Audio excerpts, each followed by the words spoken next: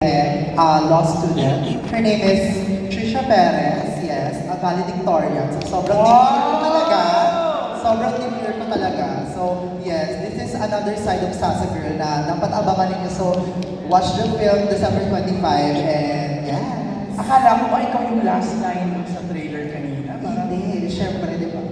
Well, malay mo. Malay mo. Napatay ako dito. Sorry, eme lang. Dennis Sasa Emilio!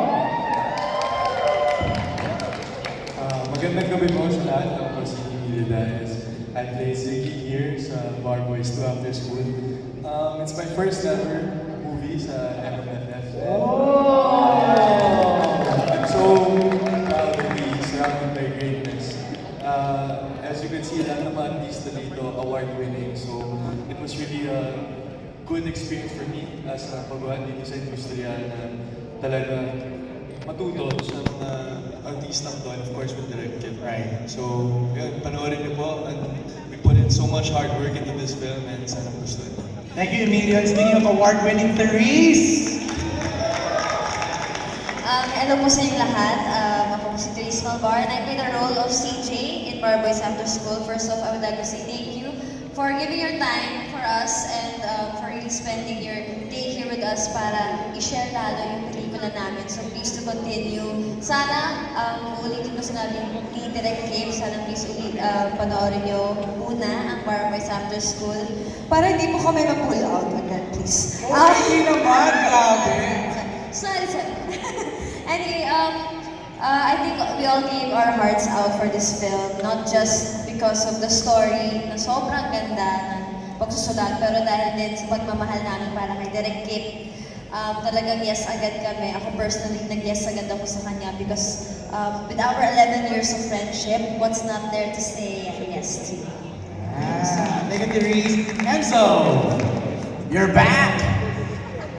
Ayun po, magandang gabi po sa ating lahat. Sa lahat po ng mga friends natin, from the media to the press, sa lahat po ng viewers din na nanonood online, kung may naka-online po ngayon.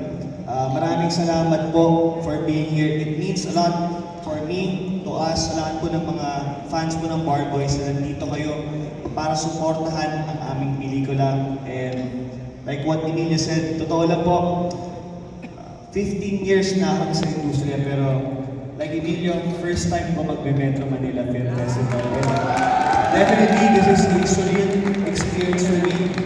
Ang tagal ko din hinintay ito, or bilang artista, dati pinapangarap ko lang maging parte ng Metro Manila Film Festival. And after 15 years, finally, I can say I'm part of it because of Direct, because of our family. At sana po, supportahan niyo po ang aming pelikula. Very blessed to be here. Maraming salamat po. Thank you. What a way to have your first MMFF with Bar Boys Enzo, di ba? Akala ko mga kampanya ka, yung tayo mo parang ano na eh. Hirap naman sundan nun. Sanay na sa stage eh. Ng public speaking eh. Kian. Sundan mo yun by singing. First of all, magandang gabi sa inyo lahat. Ako si Kian Cipriano and I play the role of Josh Zuniga dito sa Bar Boys After School, yung hindi nakapasa nung unang Bar Boys. Ito yung continuation ng storya ay hindi nakapasa ba o hindi natin pa malalaman, di ba? Pero mamamatay kami lahat sa dulo. Hindi normal na maging parte ng project na magkakaroon ng pagkakataon na magkaroon ng parang sequel. Nung unang Bar Boys sa amin na naging parte kami ng pinakaunang pista ng pelikulang Pilipino. Diba? Tapos ngayon, nasa MMFF kami. Sobra kami nagpapasalamat, sobra kami natatouch every time na merong mga lumalapit sa akin. Nagsasabi kung paano sila na-touch ng pelikula na to. And I'm just happy na kasama ko itong mga manunubit na actor ngayon. Kip, at sa inyo, salamat sa suporta, sa oras. And masaya ako pag nag-try na tayo ng ganito, promoting a film, talking about the film. So, let's have fun tonight. Thank you, Kian. Rocco!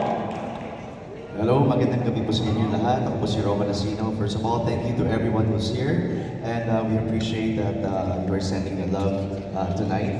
And fun fact, years before Bar Boys 1 started, I was actually supposed to be Chris Carlson.